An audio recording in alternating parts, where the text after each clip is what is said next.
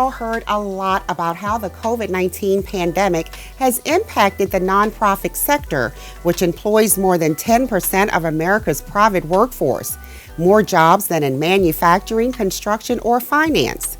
Jobs in the nonprofit sector make up more than a quarter of the workforce here in DC. Hello everyone, I'm Lisa Haynes. Our mission here at DCTV is to provide meaningful media to Washington, D.C.'s communities. We're always hard at work providing a platform for local voices to be heard and to address a variety of issues affecting the area's residents. Today on DCTV's two-part special, we're highlighting 5 of the district's nonprofit organizations that have continued to persevere and service our communities through uncertain times. Joining me for part 1 of our special is Juanita Price, CEO of the Hillcrest Children and Family Center, and Shannon Herbert, Vice Chair of the Board of Beacon House. Thank you both for being here. Thank you. I'm going to start with you, Juanita. The Hillcrest Children and Family Center has powered through not one, but 2 pandemics now. I'll explain for our viewers in just a moment. But first, here's a sneak peek at your mission and your beautiful facility that we had a chance to highlight late 2020. At Hillcrest Children and Family Center, we put our clients first, offering up-to-date clinical services in a confidential, caring environment. Throughout our 205-year history, we have offered primary prevention and mental health services to children and families in the Washington, D.C. area. We dig deep into the core of the matter to discover the root of the problems and to find best solutions. We pride ourselves on offering the community a continuum of services such as therapy, substance abuse treatment, school-based behavioral health services, and employment and housing support. Hillcrest Children and Family Center, healing wounds from the past to embrace a healthy future. 205 years of passion and purpose. Now, as we just heard, Hillcrest was founded in 1815. That's more than 200 years ago, and about a century before the 1918 pandemic. So, Juanita, what's the secret to keeping a nonprofit up and running for so long? Well, I think that there are 2 things. One, passion, and the other, purpose. And for over 200 years, Hillcrest has been passionate about our mission, passionate about serving people, passionate about making a difference in our community, and we have served with purpose every single day. And you can imagine pandemics, wars, all kinds of things have happened in our history over the last really 205 years. But we have gotten up every day with passion and purpose to serve. So I think that those 2 things are truly the keys to our success at Hillcrest. Wow, that's amazing. And it makes a lot of sense. Passion and purpose. It keeps you going and it reminds you of what you're there to do. Absolutely. That's wonderful. Now, Hillcrest provides emotional support for kids, but it also helps out adults and families. Did the demand for mental health services increase during the pandemic? Well, absolutely. I think more so than demand, the need increased. And but individuals are so caught up in dealing with the stresses of managing through the pandemic that reaching out for help was not something that was very common or natural. And because there's a stigma associated with seeking mental health services. So one of the things that we did at Hillcrest in order to support our community is we took advantage of, there were various grants available and various opportunities to serve in a different way. So one of the things that we did is we implemented what we called a care van. So we got a van, was supported with funds from our community and with some federal dollars. We dressed the van up, we painted it up, we put a loudspeaker on it, and into the community we went with our message for people to get well, to learn what they needed to learn about COVID, to know where they needed to go to be tested, where they needed to go to get their vaccination. And so we just went to outreach. We took our van and our services and our energy and our concern for our community to the giant parking lot, to the neighborhoods. Our approach was a block by block approach to help people to understand these are the things that are available to you even during this time. And while we were providing information about the pandemic, we also were there to provide support and encouragement and assessment to engage individuals who would be in need of mental health services. Okay, so but you are seeing that people are kind of hesitant about seeking such services. That is true, and that has been, historically, the stigma of seeking mental health services is the biggest barrier to care. And so what we are here to say, and at every opportunity, I wanted to say to mind your mental health and do not be ashamed to seek out services that support your overall wellness. Oh, thank you so much. That is a very important message. Thank you so much. Now, Shannon, Beacon House also serves school-age kids, and much of your programming is targeted at residents of an affordable housing complex called Edgewood Commons. You have one-on-one and group tutoring, an athletics program, after-school programs, even a summer camp, and that's a lot going on there. So how are these programs affected, and how were you able to keep up with all of them? Yeah, so, and thank you again for having me this morning. What you just mentioned really requires a lot of in-person interaction, right? Summer camps, one-on-one tutoring. Our challenge was really trying to figure out how to do all of this in a virtual environment when no virtual model existed. So our staff had to pivot and come up with a plan to not only build a virtual model, but build one that kept students engaged. Because that was the primary focus for us, keeping the children engaged, but also keeping the staff equipped to make sure that the kids were engaged on a daily basis by providing the programming that everyone was so used to. We were able to operate in a virtual environment from March of last year to June of this year, providing virtual academic tutoring. We also operated a virtual or a hybrid virtual summer camp this year with 3 days 3 days virtual and 2 days in person, but outdoors. And then one of the other things that we really wanted to focus on last year, outside of the pandemic, was the social unrest that was taking place in our country and in our city. And we knew that after the murder of George Floyd and the incidents of police brutality that we were all witnessing almost nightly on our televisions, that our children would probably have questions. We, as adults, were having trouble processing what we were witnessing. And so we couldn't imagine what the kids were trying to process and reconcile on top of everything else. And so as part of that virtual learning environment, we also started doing virtual mental wellness checks and virtual physical wellness checks, just to make sure that everyone was okay.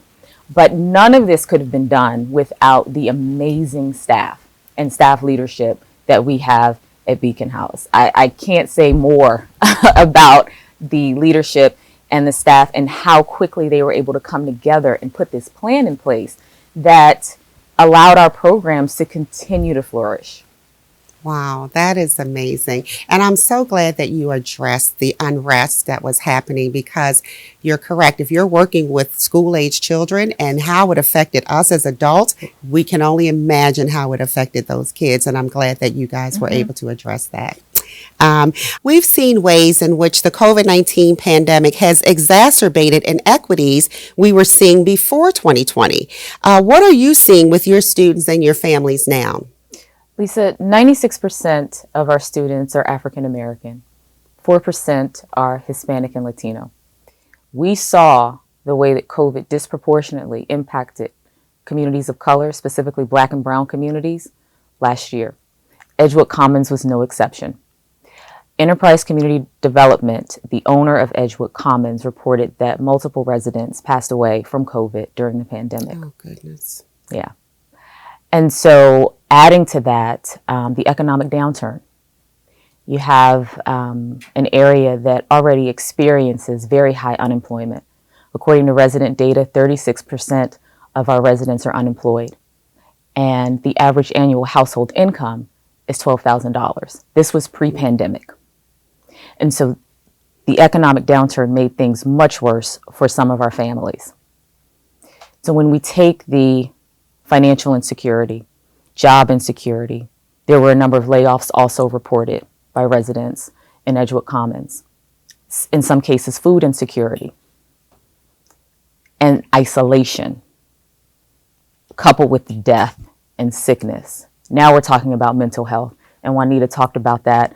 This is something that we're also seeing with our residents, a lot of mental health challenges that may have been there before, but are definitely present now.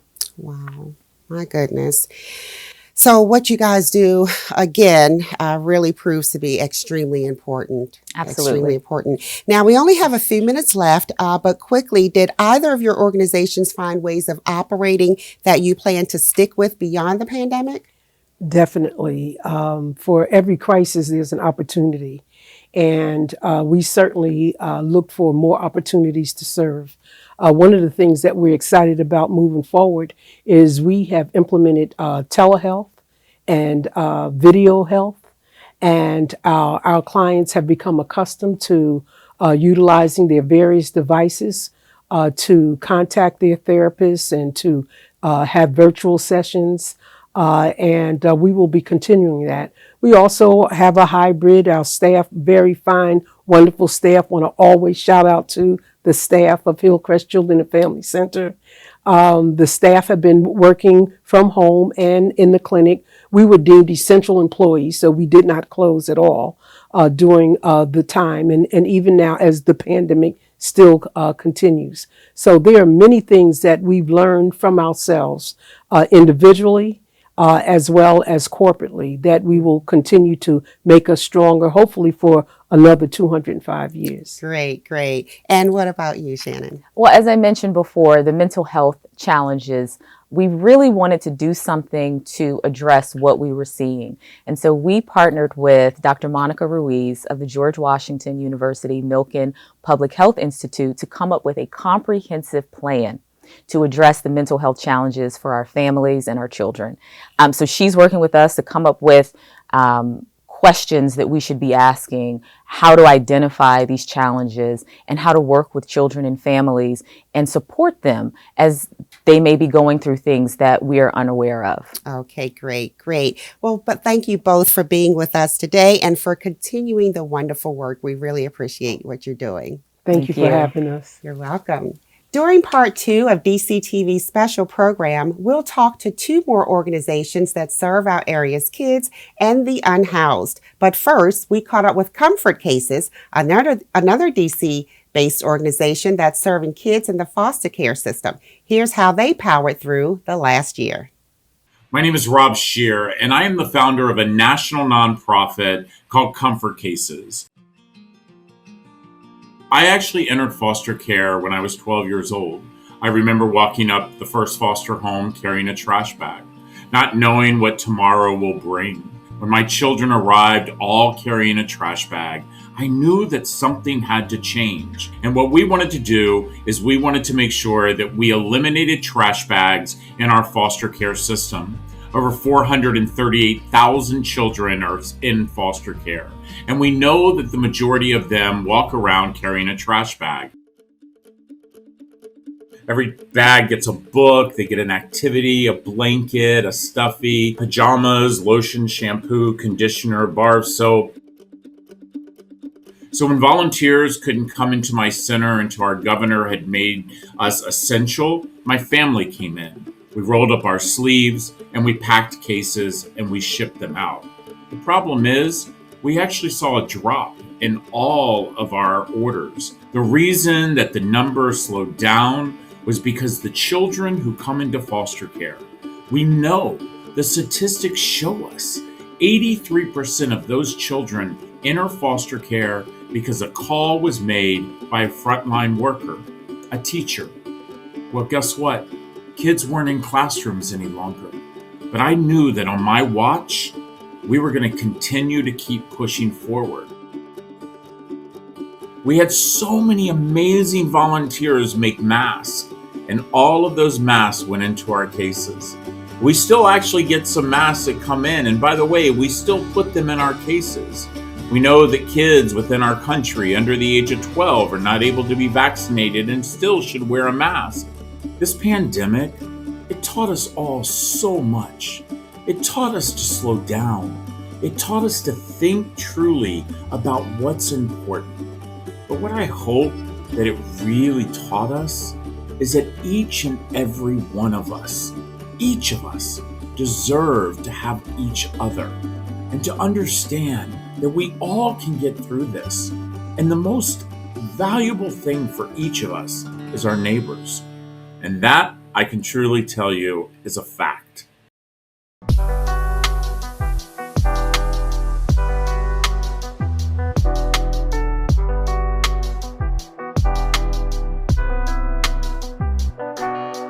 In March of 2020, the DC Policy Center surveyed the region's nonprofit organizations to study the scope of the COVID-19 pandemic's effect on their work. Respondents said they saw a greater need for services but had fewer means to meet them. They also worried about the long-term financial impact of that increase in services. We have two more organizations that we're speaking with today. Sienna Marcellin is the Special Events Associate of So Others Might Eat, or SOME, and Anne Marie Bensner is the Executive Director of Court Appointed Special Advocates, or CASA, of Prince George's County. Thank you both for being here today. Thank you. As Rob just told us, the foster care system stirs up unique challenges in any given year, and that certainly was quite evident during the pandemic. CASA of Prince George's County partners with juvenile courts to help victims of abuse and neglect. Let's take a moment to find out what CASA stands for and what its volunteers have been up to. The most important thing for people to know is that foster youth have experienced multiple forms of trauma which can lead to lifetime impacts. But CASA can help to put them on a path to a more productive and positive future. Court-appointed Special Advocate, CASA of Prince George's County, was founded to address the unmet needs of youth in foster care. We train and supervise volunteers from the community who advocate for the best interest of children.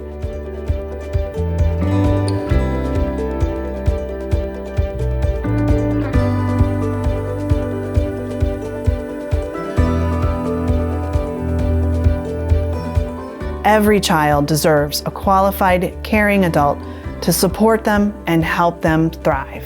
To change a child's story, visit pgcasa.org. Anne Marie, according to the CDC, public health emergencies increase the risk of child abuse because of heightened stress, school closures, loss of income, and social isolation. How did your organization tackle all of that? So in the very beginning, when we first learned that we would be closing down and having to change everything that we did, we honestly had to take a moment and think through how we could possibly rearrange all of the in-person visits that our volunteer advocates did with the children and their families, how we were arranging for visitation between family members and sibling visits, as well as all the services that our children normally receive in the community. And it was quite overwhelming. And we had about a minute to think that through. And then we realized that we had technology available to us, and we were able to find support in the community to pay for our young people and their biological families to use that technology as well. We supported cell phone bills for about 6 months to make sure that our children and their families could communicate through video chat so that they could see each other even when they couldn't visit in person. I think it is amazing to think about children could not see their mothers or their fathers in person for quite a few months, and how that could impact a young person without any real understanding of the reasons why. And so our volunteers were able to bridge that gap.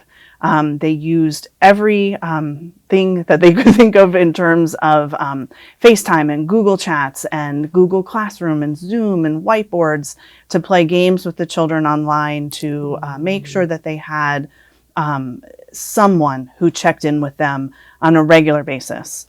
Normally, we ask our volunteers to do that twice per month. In the first months of the pandemic, we asked them to do it weekly. just to make sure that someone had eyes on the children, and to make sure that just the very basic things that they needed were able to be provided.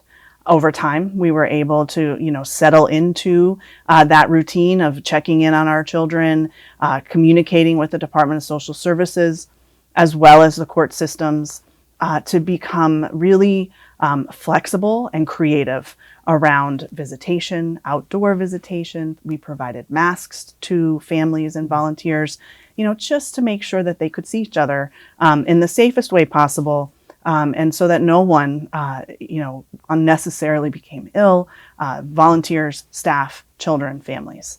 Oh, wow. It sounds like you guys really, really stepped up and made sure that they did not feel isolated and that they still felt that support, that much needed support. Awesome. Awesome. Now, CASA also helps teens and young adults between the age of 14 and 21 to connect with jobs and prepare for interviews.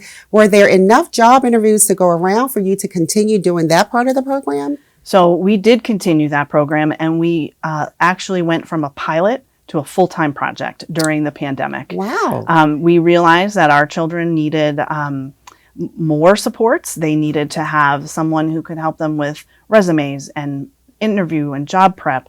We also needed to have a full-time staff person who could check in with both the older youth and their volunteers around the opportunities that were starting to become more frequent come September. It took the job readiness programs a little bit of time to also change and to offer their services online, but it was an opportunity for our young people to take advantage of the job readiness training programs that are available in the community that were now virtual. Our young people were competing with everyone else for jobs, especially the frontline work.